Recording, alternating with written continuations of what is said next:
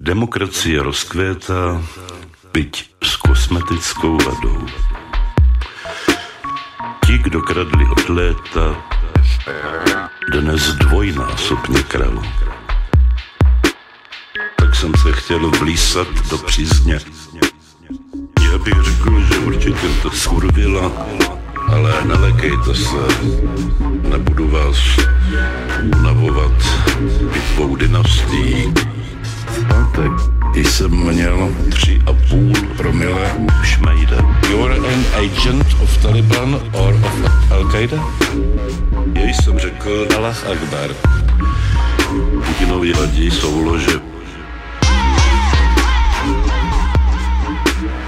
Jestliže pan Fiala anebo pan Filip dosáhnou 3,5 promile, já jsem mnohokrát řekl skurvy odsuzují v tomto věku zrušení a podobně. Doufám existenci, proto doufám se šmelinářským šmejdem a dvěma